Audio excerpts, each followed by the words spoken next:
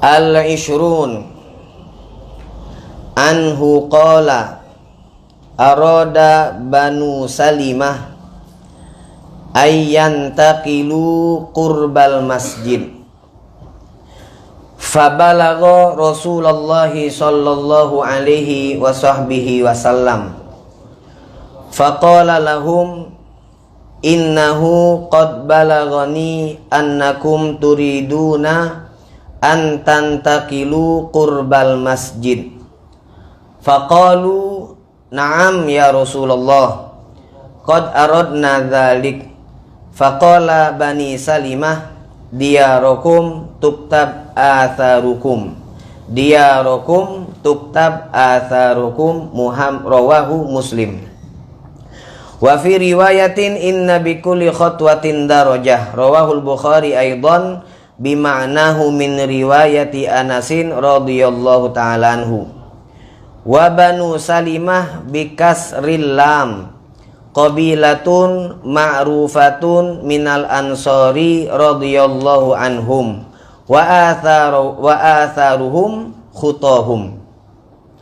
Al-Hadi wal Ishrun an Abil Mundhir Ubay bin Ka'bin radhiyallahu anhu qala kana rajulun la a'lamu rajulan ab'ada minal masjidi minhu wa kana la tukhti'uhu salatun faqila lahu aw faqultu lahu law ishtaraita himaran tarkabuhu fi dhalma wa fi ramda faqala ma yasurruni anna manzili ila jambil masjid inni uridu an yuktaba li mamshaya ilal masjidi wa ruju'i idza raja'tu ila ahli. Faqala Rasulullah sallallahu alaihi wa alihi wasallam qad jama'allahu laka dzalika kullahu. Rawahu Muslim. Wa fi riwayatin inna laka mahtasabta ar-ramda al-ardul lati asabahal harru asyadid. Bismillahirrahmanirrahim. Assalamualaikum warahmatullahi wabarakatuh. Alhamdulillahilladzi hadana lihadza wa ma kunna linahtadiya laula an hadanallah. Asyhadu an la ilaha illallah wahdahu la syarikalah wa asyhadu anna sayyidana wa nabiyyana Muhammadan abduhu wa rasuluh wa habibuhu wa safiyuhu wa khaliluh. Allahumma salli wa sallim ala sayyidina wa maulana Muhammadin al-fatih lima ughliq wal khatimi lima sabag nasiril haqqi bil haqqi wal hadi ila siratikal mustaqim wa ala alihi wa sahbihi haqqa qadrihi wa miqdarihil azim. Rabbi zidna ilma wa wasi' lana fi arzaqina wa barik lana fi ma razaqtana waj'alna mahbubina fi qulubi ibadik wa a'izza fi uyunihim waj'alna wujaha fid dunya wal akhirati wa minal muqarrabin ya katsiran nawal ya hasanal fi'al ya qa'iman bila zawal wa ya mubdi'an bila mithal falakal hamdu walakal minnatu walakal syarafu ala kulli hal wala haula wala quwata illa billah. Amma ba'd. Ma'asyiral aba wal habaib mustami'in rahimani wa rahimakumullah. Alhamdulillah, bersyukur kepada Allah Subhanahu wa taala di malam hari ini kita masih diberikan nikmat yang berbentuk rahmat kasih sayang Allah Subhanahu wa taala, yang dengan berkat rahmat kasih sayang tersebut alhamdulillah kita diizinkan oleh Allah Subhanahu wa taala untuk kembali duduk bersama di majelis ta'lim Ahlul Kisah, yang merupakan majelis yang dirintis oleh As-Sayyidil Habibil Marhum Muhammad bin Husain bin Syahab. Semoga Allah selalu mencurahkan rahmat kepada beliau, amin. Alhamdulillah, di sini kita mendengarkan, mengkaji sedikit demi sedikit apa yang dituangkan oleh Al-Imam An-Nawawi di dalam kitab beliau Riyadhus Shalihin dari ayat-ayat Al-Quran ataupun hadis-hadis yang bersumber dari Nabi Muhammad sallallahu alaihi wa alihi wasallam. Insyaallah dengan duduknya kita di majelis seperti ini, kita dijadikan sebagai hamba yang tergolong hamba yang mendapatkan keselamatan di dunia dan di akhirat. Amin ya rabbal alamin. Termasuk daripada apa yang diperintahkan oleh Nabi Muhammad sallallahu alaihi wasallam di dalam satu hadis yang sangat terkenal. Beliau Nabi Muhammad mengatakan, kun aliman, jadilah engkau sebagai seorang alim atau yang memiliki ilmu. Jikalau tidak mampu kita untuk menjadi wong yang alim, maka jadilah muta'alliman, wong yang belajar. Jikalau kita tidak mampu menjadi seorang yang belajar, belajar itu artinya dionyo menjadi santri. Kalau wong sekarang ini masuk ke dalam pondok pesantren. Kalau yang hadir di majelis maka belum bisa disebut sebagai muta'allim. Muta'allim tu dionyo duduk nian, dionyo meli kitab, kemudian kitab yang dipelajarinya itu dihafalkan, kemudian diuji dari apa yang dia pelajari, dari apa yang dia hafalkan. Itu baru namanya muta'allim. Kalau tidak bisa dia muta'allim, maka mustami'an. Dionyo menjadi mustami' yang fokus mendengarkan daripada ilmu. Seperti kita yang hadir di dalam majelis taklim. Sekarang posisi kita mustami'an. Kalau kita pengen jadi muta'alliman, apa yang kita dapatkan dari majelis kita hafalkan. Kalau tidak bisa kita mustami'an, maka minimal kita menjadi yang terakhir muhibban, wong yang mencintai ilmu, yang gemar untuk duduk bersama orang-orang yang memiliki ilmu. Wala takun khomisan, kata Nabi, jangan menjadi wong yang kelima. Siapa wong yang kelima? Alim ida, muta'allim ida, mustami' juga ida, muhib mencintai juga ida. Dionyo alim ida, dionyo muta'allim ida, kemudian dionyo mustami' juga ida, cinta juga ida, pacaknya ngatoi baik. Hadir majelis taklim ida demen, sudah ida hadir melok ngatoi, melok membenci. Dan sekarang ini banyak sudah tumbuh daripada pembenci daripada ilmu, pembenci daripada ulama. Na'udzubillah tsumma na'udzubillah. Jangan menjadi wong yang kelima, kata Rasulullah sallallahu alaihi wasallam, fatahlak, maka engkau akan mendapatkan kecelakaan. Na'udzubillah tsumma na'udzubillah. Maka kita berharap insyaallah sebagaimana Allah Subhanahu wa taala memberikan kita rahmat, memberikan kita kemudahan untuk bisa duduk di majelis-majelis seperti ini, kita minta nikmat-nikmat seperti ini Allah jaga, nikmat-nikmat seperti ini Allah dawamkan, Allah langgengkan, diberikan terus kepada kita sehingga kita wafat dalam keadaan husnul khatimah. Amin ya rabbal alamin. Jadi bukan sesuatu yang ringan apa yang Allah siapkan, apa yang disiapkan yang akan diberikan kepada empat wong tadi, kepada wong alim, kepada muta'alim, kepada mustami', kepada muhib. Yang barusan meninggal, yang barusan wafat pada saat ini, semalam beliau wafat, Al-Habib Hasan bin Hussein Abu Futem, ayah dari Ustadz ataupun Habib Mustafa dan Habib Muhsin Buftem. Beliau kalau kita jingok bukan wong yang alim. Kalau kita jingok juga bukan seorang muta'alim. Juga bukan, kita taruhlah bukan seorang mustami. Taruhlah. Tapi beliau punya muhibban, punya kecintaan terhadap ilmu. punya kecintaan terhadap warisan Nabi Muhammad sallallahu alaihi wasallam. Kita jingok beliau bahasa Palembangnya tuh sekintang dayo. Sekintang dayo, semangat, himmah dan niat membuat beliau bisa berbuat untuk mewujudkan cita-citanya, menyambut kedatangan kedua anak beliau yang belajar di Tarim Hadramut. Mak mano kalau anak ni balik sudah punya pondok, jadi cinta sama ilmu. Akhirnya apa?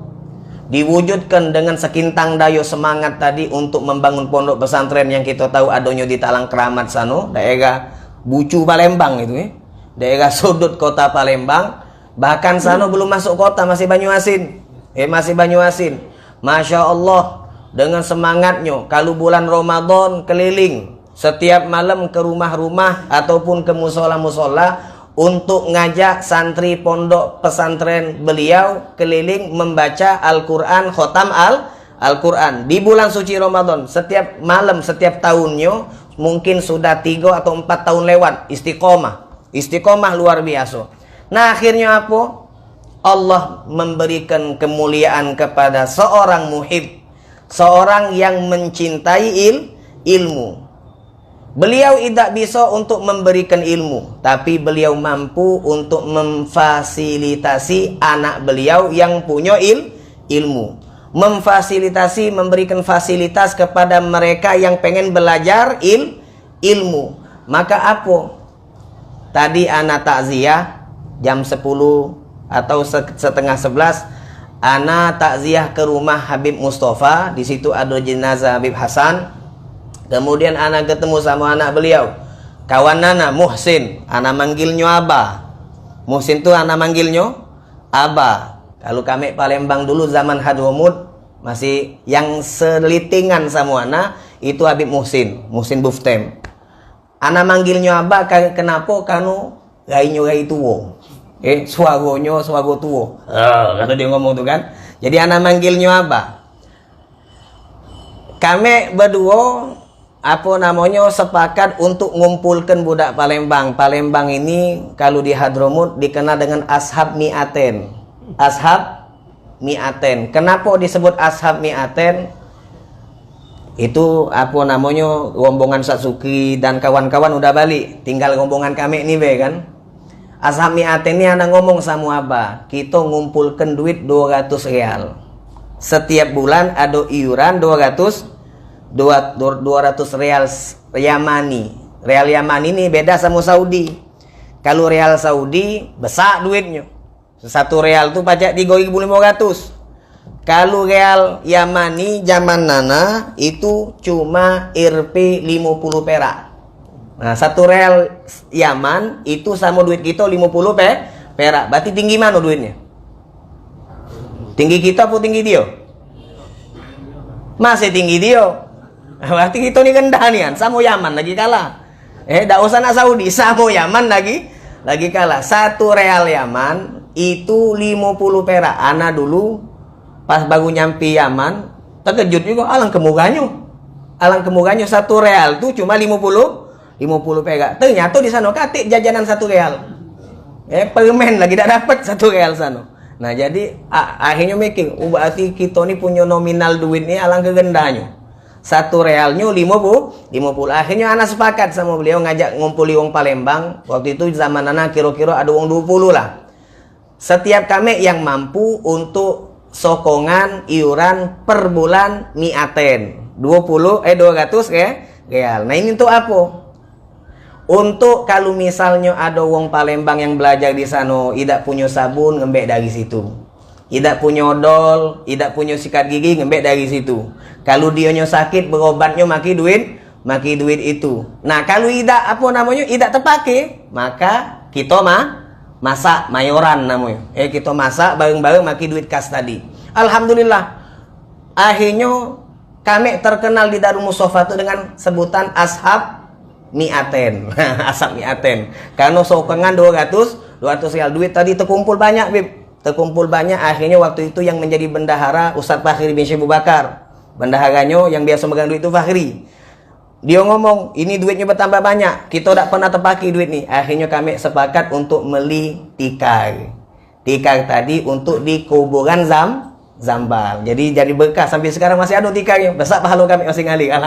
Alhamdulillah. Alhasil. Jadi anak ketemu tadi. Begitu anak masuk rumah, anak manggilnya Abah. Anak sengaja nak mengingatkan kan, nanda nak serius-serius. Namanya takziah tu menghibur.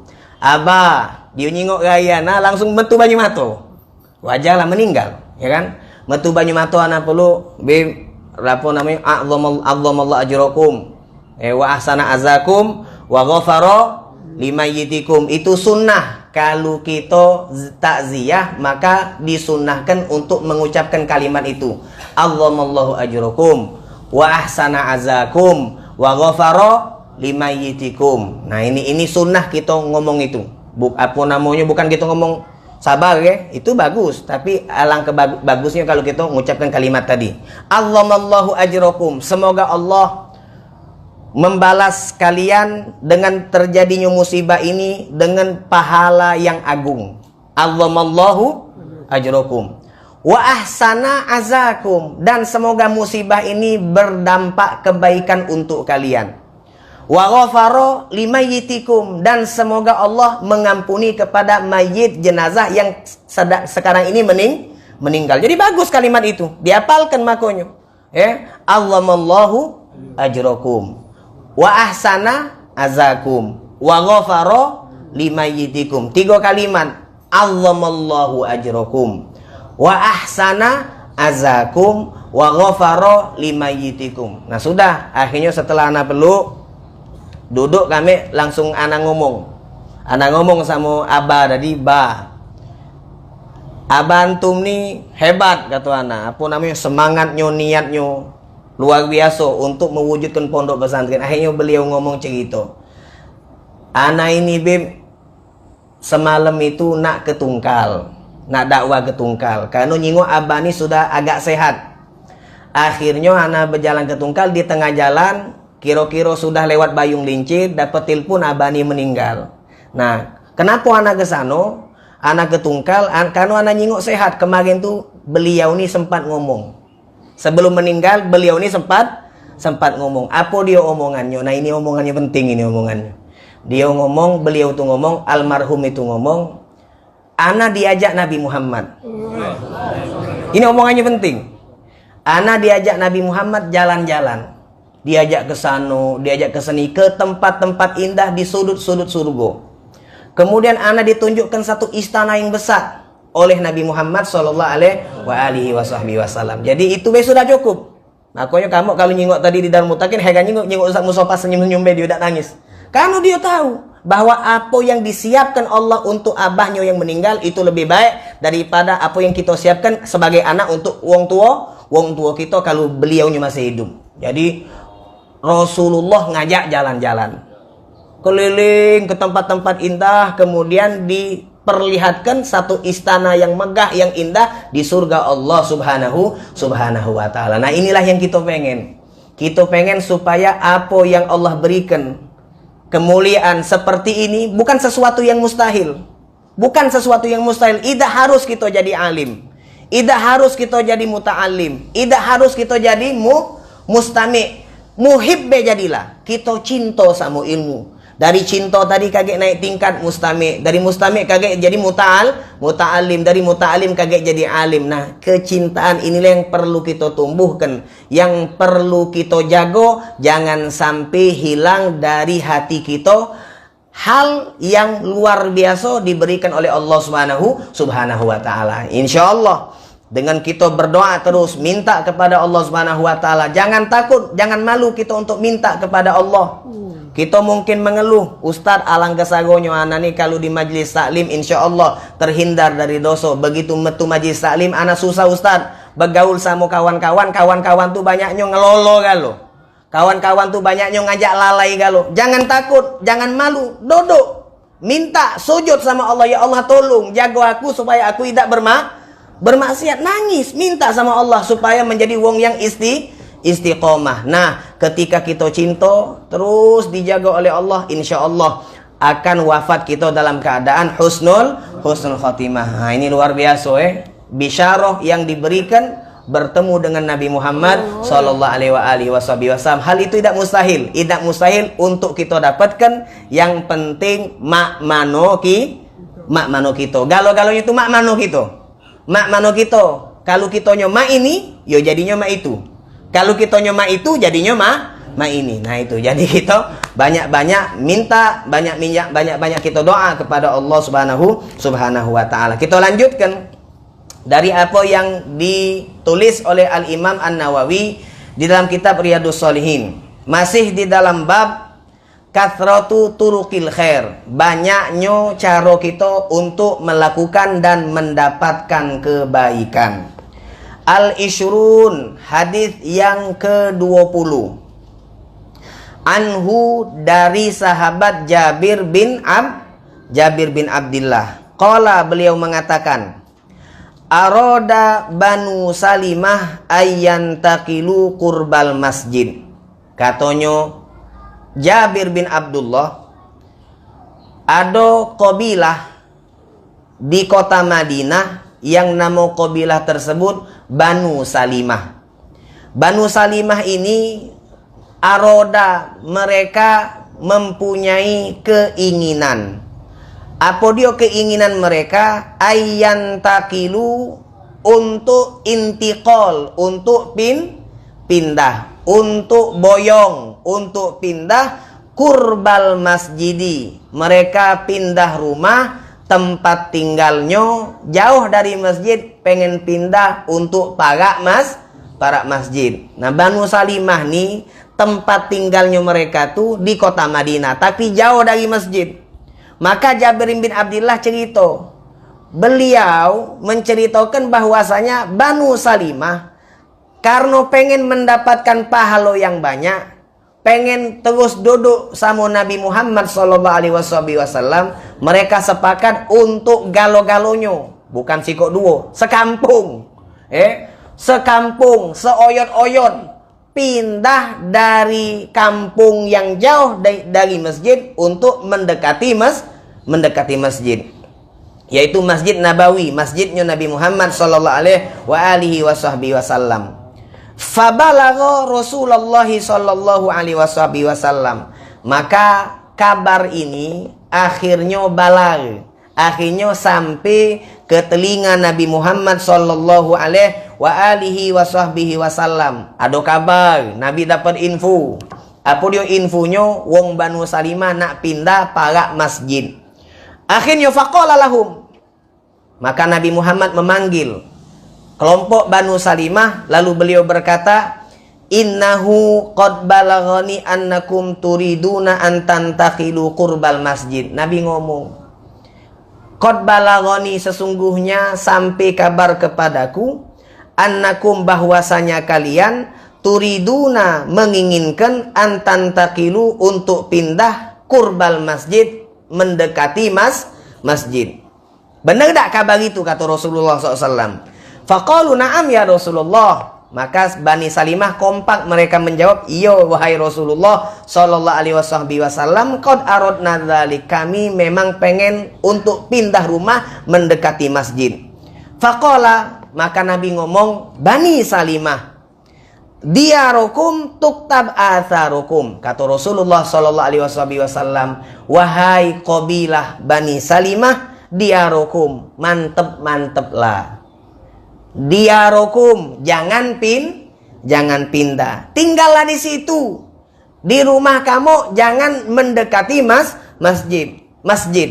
Tuktab atharukum, maka kata Rasulullah, tuktab atharukum, langkah-langkah kalian dari rumah menuju ke masjid akan tuktabu, selalu dicatatkan pahalanya oleh Allah Subhanahu wa ta'ala.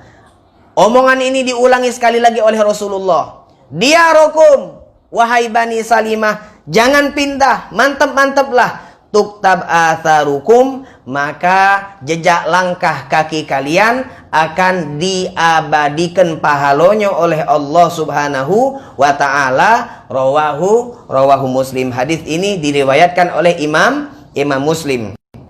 Kemudian di dalam riwayat lain, Rasulullah Shallallahu Alaihi Wasallam beliau mengatakan inna bikulli khotwatin darajah. Kata Nabi Muhammad, Bani Salimah jangan pindah karena setiap langkah kalian menuju ke masjid itu akan diangkat juga satu derajat untuk kalian di surga Allah subhanahu wa ta'ala. Nah, disinilah menjadi dalil bahwasanya semakin banyak tenaga, semakin banyak daripada usaha kita untuk melakukan satu amalan, maka semakin besar juga pahala yang akan kita dapatkan. Kalau dalam kaidah ada sebutan kaidahnya al-ajru ala qadri ta'ab. Al-ajru ala qadri ta'ab. Pahala itu tergantung taabnya kita. Pahala itu tergantung susahnya kita. Jadi kalau kita ngawikan ibadah ini dengan susah payah, maka pahalanya akan dilipat gandakan oleh Allah subhanahu wa ta'ala. Ini al-ajru ala qadri ta'am. Wong yang rumahnya dekat masjid sama wong yang rumahnya jauh dari masjid, sudah barang tentu yang susah adalah yang jauh dari masjid. Langkahnya lebih banyak, tenaganya lebih banyak, waktu yang dia perlukan untuk berjalan menuju ke masjid juga lebih banyak, maka pahalanya lebih banyak dibandingkan yang ada di para masjid. Nah ini, jadi al-ajru ala qadri ta'am. Makanya kita nih banyak-banyak husnudzon, banyak-banyak baik sangko. Kalau misalnya kita punya bini, kita punya bini yang sudah pengantin, yang belum jangan ngigau dulu. Yang sudah punya bini, kalau misalnya bini kita nih cewek yan, saben kita mentu per 5 menit nelpon. Di mana? Dengar di mana? Nah, al ajru ala qadri ta'am.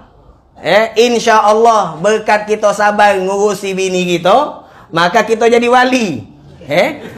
Ada Syekh Bajal Haban di Hadramaut sana, ada Syekh Bajal Haban. Syekh Bajal Haban ini seorang wali yang dirinya tidak tahu bahwa dirinya wali. Nah ini hebat. Seorang wali yang dirinya tidak tahu bahwa dirinya wali. Mak mana cerita bahwa dia tahu bahwa dirinya wali? Ini aneh. Pas waktu itu ada tiga wong lagi kholwat. Akhirnya lagi kholwat itu beribadah di tepi daerah kota Tarim di satu bukit. Akhirnya waktu itu mereka dalam keadaan lapar. Sepakat wong tiga ini, yang salah satunya Syekh Abdurrahman Bajal Haban. Sepakat. Kita sekarang masing-masing berdoa dengan cowok doa masing-masing. Insya Allah salah sikok dari tiga ini kalau ada yang makbul, kita baca makan. Ini tawakal tingkat tinggi. Tawakalnya tingkat tinggi. Salah sikok dari kita bertiga ini berdoa, insya Allah salah satunya mustajab, maka kita bakal dapat makan. Akhirnya apa? Ada salah sikok dari dua nih kan, yang tiganya Syekh Abdurrahman Bajal Haban, yang dua ini berdoa, salah sikoknya, ya Allah, dengan berkat Syekh Abdurrahman Bajal Haban, maka berikanlah kami saat ini makanan. Subhanallah, doanya mustajab.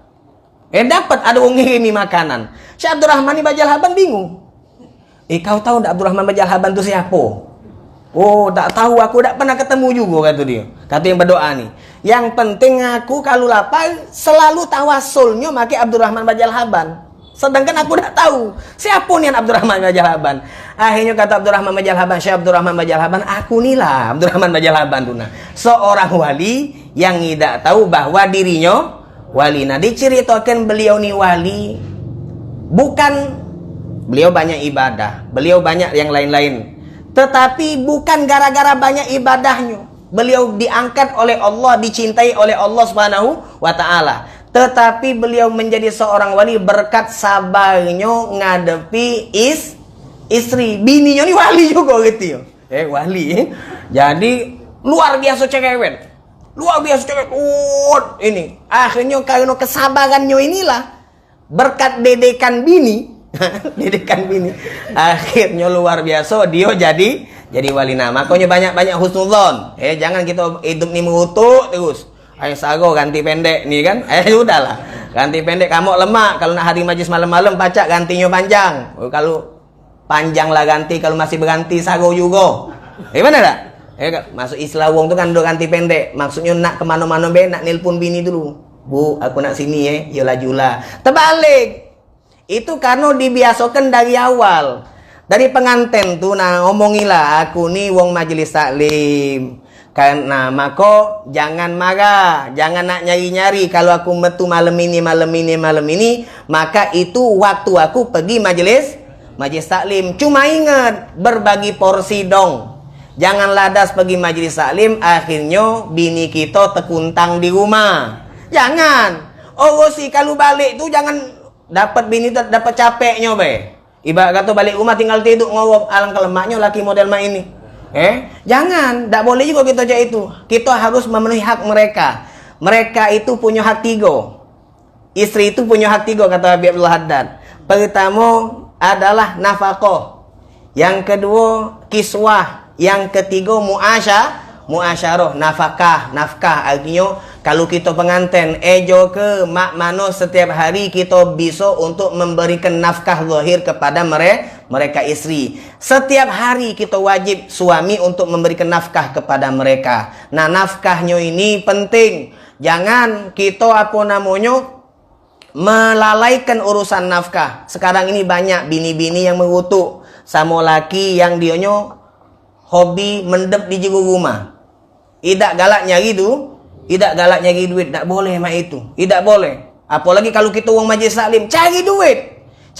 Meski kita dapat 10.000, 15.000, yang penting kita nyari duit. Ustaz, aku lah berusaha tidak dapat. Nah, itu dah katik masalah. Ini berusaha tidak ngentol be melok rumah mertua misalnya tidak katik aguannya. Nah, ini payah. Ini akhirnya bisa menjerumus ke dalam perceraian, naudzubillah. Jangan. Jadi kita wajib memberikan nafkah. Dinarun anfaqtahu fi yamra'atik, kata Rasulullah.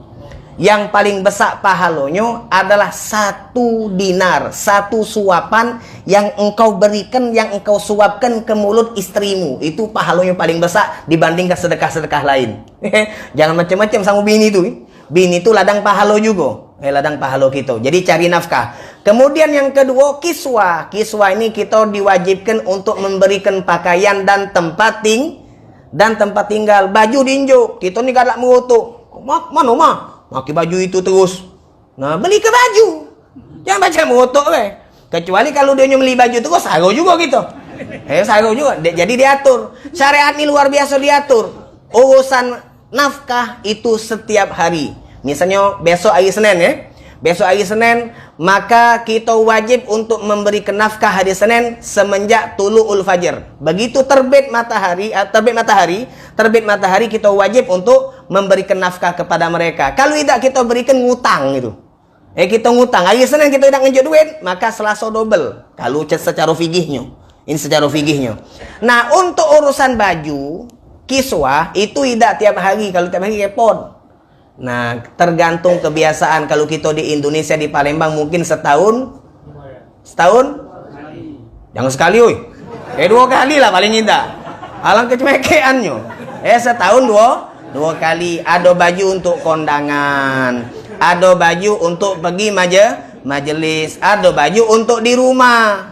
Jangan baju kondangan, itulah kok ini cukup lah Inilah kondangannya, inilah pergi majelisnya, inilah di rumahnya lah. Cepat bogo, belilah 3. Ini baju kondangan, ini baju majelis, ini baju untuk di rumah. Nah, ingat, baju yang kondangan tuh jangan disamakan dengan baju yang di rumah.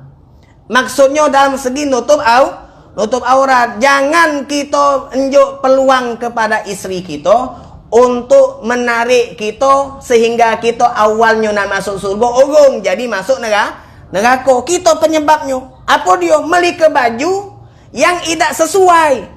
Baju kondangan itu disamakan dengan baju yang ada di jero rumah. Jangan beli baju yang lekton. Jangan melikan baju untuk mereka yang ketat-ketat. Jangan, meskipun mereka merengek. Meskipun.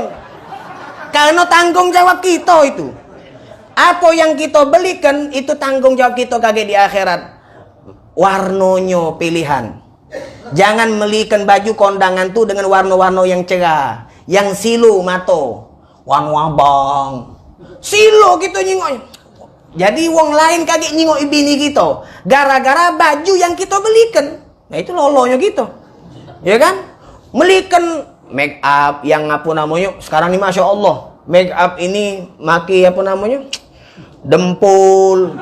Ya maki macam-macam. Agak rainya putih, tak tahu tangannya hitam. Kan ada kan? Ya, rainya putih seputih-putih tapi tangannya hitam. Mak mano lah itu. Oh, ketika rainya berinjuk dempul. Nah ini. Itu Masya Allah. Minta maaf, itu tanggung jawab kita. Jangan. Jadi belilah. Kalau baca dibiasakan. Bini kita tuh tergantung kita. Sekali lagi, bini kita tergantung kita, dibiasakan untuk beli baju abaya. Belikanlah baju abaya. Abaya tuh baju apa wong Saudi itu nah, baju-baju yang hitam-hitam itu. Ustaz, bini aku tak cocok pakai baju itu. Pakailah dulu. Agak usah nak cocok. Yang penting tidak mengundang syahwat, tidak menimbulkan fitnah. Kalau kita apa namanya dia berkendak. Nah, itu nah sekarang lagi musim. Apa namanya bajunya itu saya ini tangannya itu kan kaget make apa handset. Bukan handset apa? Mangset. Make mangset. Kemudian kaget apa namanya pakai baju tuh cak ini bawahannya pakai celana jeans, bawahannya pakai legging dan ini. Kita turut nah itu akhirnya auratnya terbentuk, lekuk tubuhnya terbuka, maka dia haram dan kita juga kebagian imbas dosa. Naudzubillah tsumma naudzubillah. Kiswah. Ya, kita wajib memberikan kiswah, pakaian, kemudian rumah. Kita juga harus memberikan mereka tempat tinggal. Alhamdulillah kalau kita di Palembang nih, di Indonesia, insya Allah galo-galo tuh kita lebih kurang lah. Kalau belum mampu punya rumah, disilahkan nak tinggal di rumah harim, melok keluarganya harim, rumah mertua, atau kita ajak dia tinggal di rumah kita. Kalau kita nak misah, masih pacak ngontrak rumah. Kalau punya duit, yo beli rumah. Nah itu kewajiban. Jadi kalau bini nuntut kita, itu memang wajib kita untuk memenuhi. Aku nak minta tempat tinggal. Aku nak misa. Aku nandak tinggal di rumah aku dewek dan aku daga tinggal di rumah kau. Nah, maka kita wajib untuk memberikan mereka sukna. Sukna itu artinya tempat tinggal. Carikan rumahnya walaupun ngontrak. Nah, pas kita ngontrak, bini melok ngomong, aku dah galak ngontrak. Dah usah nyenyes. Jadilah pulo. Kewajiban kita mak mano nyediakan mereka tempat tinggal. Nak rumah siapa, yang penting kau tinggallah di sini. Jangan banyak melok campur. Jadi ada batasannya. Kita ada apa? Tarik jolo lah. Jangan narik gino, jangan nyolo gino. Kalau narik gino kesian dia, kalau nyolo gino kita lolo. Iyalah, nyolo itu kan. Itu apa namanya? Nafkah, kemudian kiswah, yang ketiga muasyarah. Muasyarah ini wajib. Khiyarukum li ahlihi, kata Rasulullah. Sebaik-baiknya kalian adalah mereka yang paling baik kepada istrinya. Wa ana khairukum li ahli. Dan aku adalah sosok suami yang paling baik kepada istri-istriku. Nabi Muhammad SAW. Nah, kita nih yang galak dipikirkan di benak kita adalah cuma siko ayat ar-rijalu qawwamuna 'alan nisa. Lanang itu dipucuk. Itu selalu kita ingat. Lanang itu dipucuk. Akhirnya apa? Kita lupa. Kita juga punya tanggung jawab untuk muasyarah. Apa dia arti muasyarah? Bergaul dengan pergaulan yang baik kepada kita punya istri. Artinya kita tidak boleh menjadi wong suami yang temperamen. Tidak pacak diajak ngomong. Bini itu takut ngomong sama kita. Bahaya, tidak bagus itu. Kemudian kita bukan wong yang ringan tangan. Nyingok rumah kotor balik begawe, payo mah bebenar be rumah berantakan. Oh, mbek sapu kau rapi ke? Tidak katik masalah. Nabi juga tidak pernah segan untuk ngembek sapu merapikan rumah beliau. Nabi selalu yakhdumu fi mihnati ahli. Ketika ditanya Siti Aisyah, "Mak mana keadaan Nabi Muhammad di rumah?" Maka dijawab oleh Siti Aisyah, "Kana yakhdumu fi mihnati ahli." Rasulullah tidak pernah enggan, tidak pernah beliau malu, tidak pernah beliau berat untuk membantu pekerjaan rumah yang dilakukan oleh istri-istri beliau. Jadi ayo ikuti Nabi Muhammad sallallahu alaihi wasallam. Jadi itu, kita harus husnudzon kalau kita punya bini yang tabiatnya agak keras. Yang tabiatnya agak keras, maka berhusnudzonlah. Ini insya Allah jalan kita untuk masuk surga. Sabar-sabar ngadepi bini model mak ini. Sabar-sabar. Insya Allah jadi seperti Syekh Abdurrahman Bajal Haban tadi, berkat sabar dia jadi wali. Cuma jangan kita ngelembek juga. Iyo, apa kata kamu tulan? Nah, salah. Tidak boleh, kita harus punya laki yo laki, laki yo laki. Jangan kita terlalu nuruti kendak, akhirnya mereka menjadi istri yang kurang ajar. Nah itu. Alhasil, balik ke mana tadi ceritanya? Masalah apa? Oh, masalah pindah. Pindah itu masalah pahala ini tergantung mano beban yang kita terima. Seberat beban yang kita terima, itulah pahala yang akan kita dapatkan dari Allah Subhanahu wa taala. Tuktabu atharukum, katanya Nabi Muhammad sallallahu alaihi wasallam. Nah, athar di sini artinya, di situ ada hadis kalimatnya tuktab atharukum. Nah, innama nahnu nuhyil mauta wa naktumu ma qaddamu wa atharukum. Itu ada kalimat athar juga kan? Nah, athar ini sebagian ulama mengartikan kalimat athar seperti apa yang tadi dijelaskan oleh Rasulullah sallallahu alaihi wasallam. Di dalam surat Yasin kita membaca innama nahnu nuhyil mauta wa naktubu ma qaddamu wa atharakum wa kulla syai'in ahsaynahu fi imamin mubin. Itu ada kalimat athar, innama nahnu nuhyil mauta. Sesungguhnya kami Allah Subhanahu wa taala adalah zat yang akan menghidupkan mereka yang sudah mati. Wa naktubu ma qaddamu, dan kami selalu mencatat daripada apa yang mereka lakukan. Wa atharukum. Wa atharuhum. Itu ada athar. Athar ni apa? Menurut sebagian ulama artinya athar adalah jejak langkah kita menuju ke masjid. Itu artinya athar. Sebagian yang lain ngomong athar itu mutlak. Athar itu bukan hanya jejak kaki kita menuju ke masjid, tetapi seluruh peninggalan baik yang kita lakukan. Athar tu artinya bekas.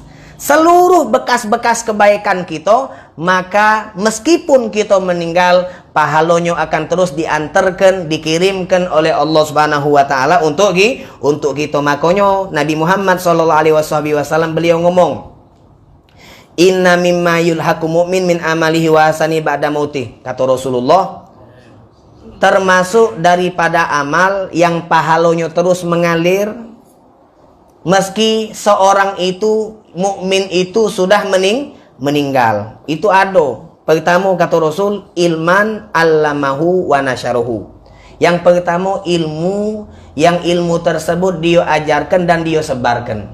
Jadi kamu jangan pelit sama ilmu. Begitu dapat ilmu, sebarkan. Karena apa yang kita sebarkan akan semakin banyak shareannya, semakin banyak pula pahala yang akan kita dapatkan meski kita sudah meninggal. Kemudian yang kedua, waladan solihan tarokahu.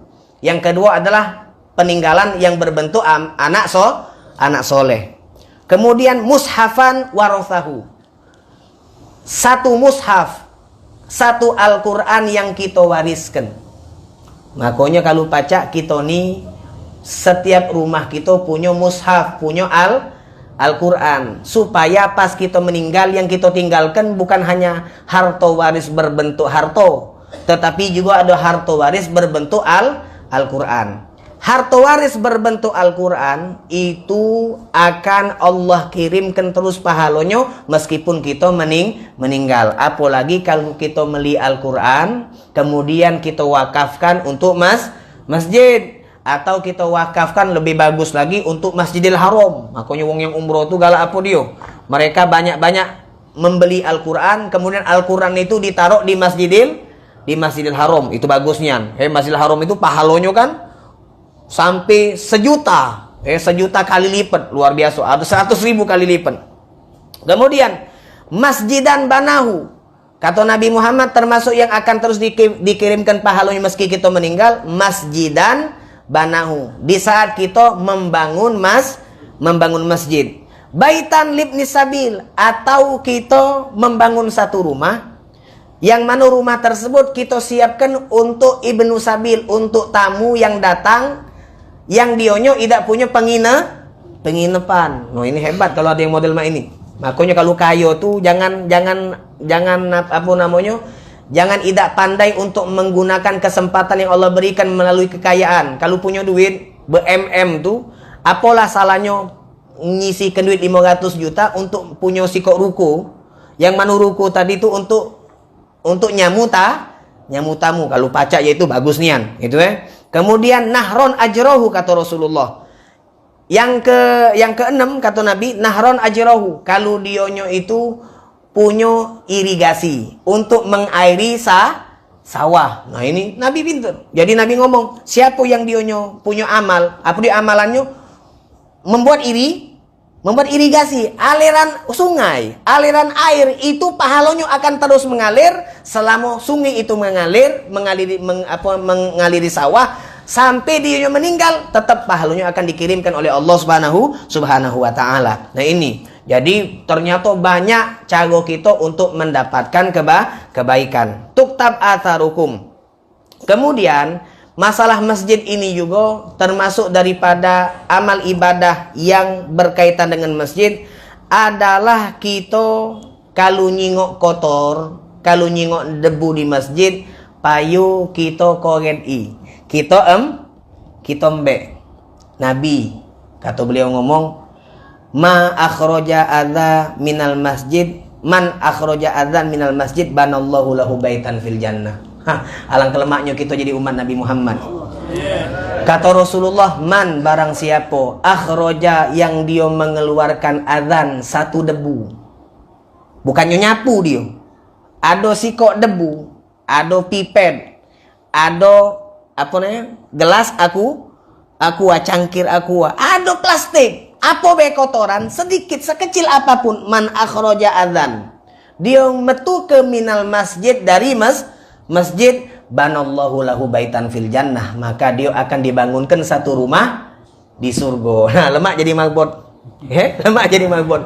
Gawiannya nyapu. Jaga. Makanya kalau kita nyingok ada masjid kotor, nyingok ada tempat-tempat ibadah kotor, musola masjid itu kotor, ayo kita jangan hayal nak ngatoi apa namanya pengurusnya, aku pengurus duit banyak ini, ya ayo kita ringan tangan, kita embek yang mampu, kita embek. Man akhraja adzan minal masjid banallahu lahu baitan fil jannah, siapa yang mengeluarkan kotoran dari masjid, maka Allah akan bangunkan untuknya satu rumah di surga Allah subhanahu wa ta'ala. Diarukum tuktab atharukum, diarukum tuktab atharukum. Kemudian dalam riwayat lain Nabi Muhammad, inna bi kulli khutwatin darajah, beliau mengatakan satu langkah yang kita langkahkan menuju ke masjid, maka itu akan kita dapatkan satu derajat di surga Allah subhanahu wa ta'ala. Luar biasa kenikmatan yang Allah berikan di saat kita menjadi umat dari Rasulullah sallallahu alaihi wasallam. Sedikit menyinggung masalah Jumat. Karena banyak pertanyaan yang ditanyakan kepada ana.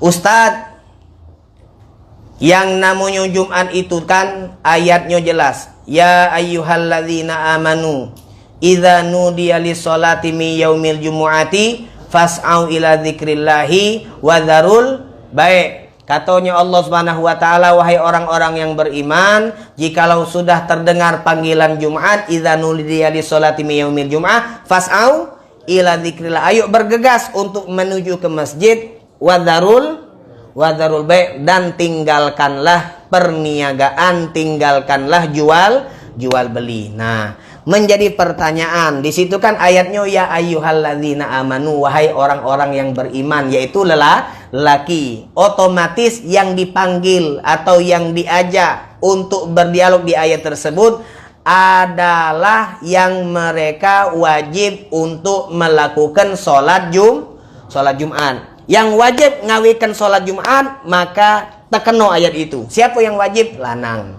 Betina wajib tak sholat Jumat? Yang wajib sholat Jumat itu lanang. Betina wajib tak sholat Jumat?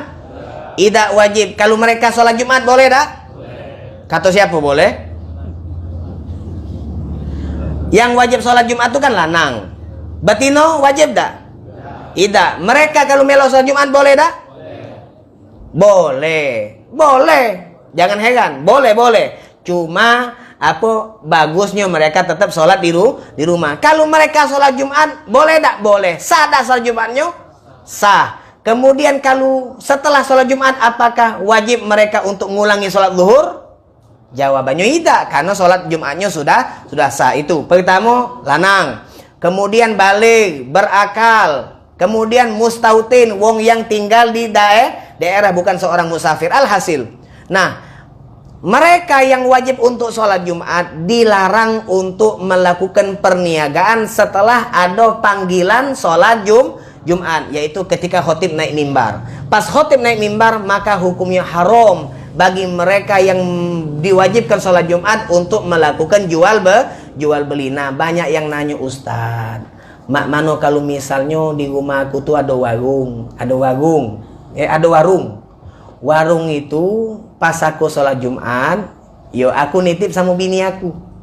Jadi yang nyago tuh bini kita, atau yang nyago anak perempuan kita. Yang dionyo itu tidak wajib sholat Jumat. Boleh tak masih muka toko, boleh tak masih muka warung di saat khotib naik mimbar yang nyagonyo seorang perempuan.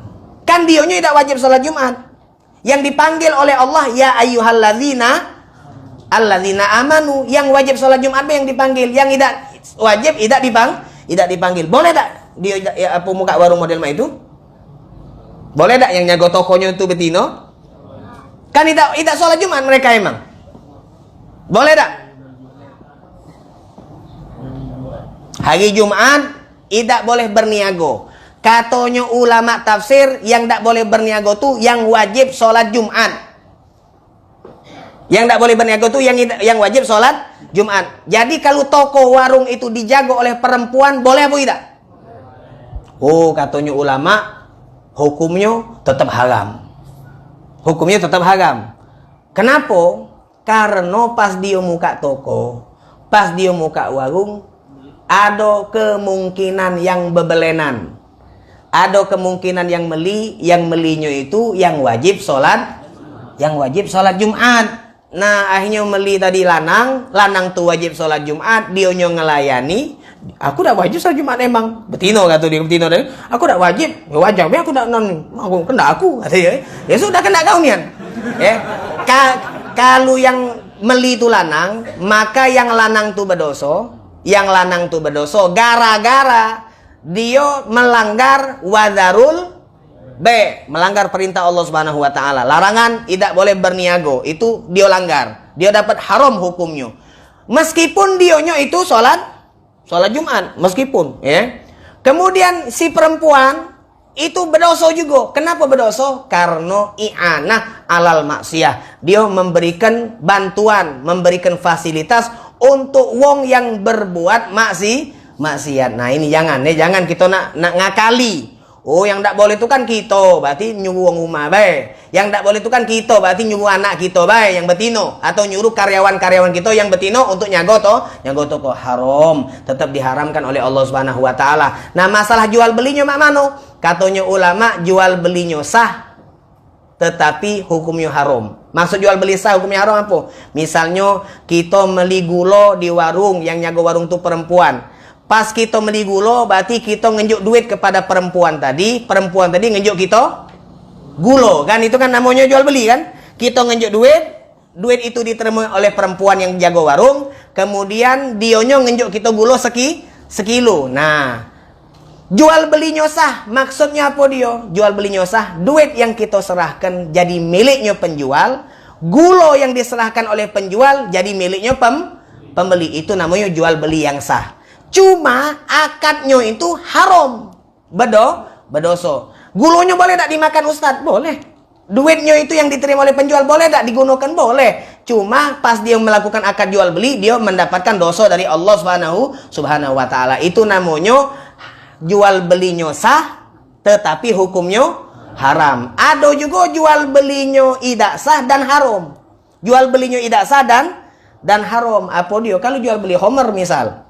Jual beli homer, minuman-minuman keras yang dilarang oleh syariat dijual belikan, itu tidak sah dan dionyo berdosa. Nah, inilah masalah yang berkaitan dengan sholat Jumat. Jadi sekali lagi jangan kita ngakali syariat dengan kita masih membuka tempat-tempat usaha kita, meski kita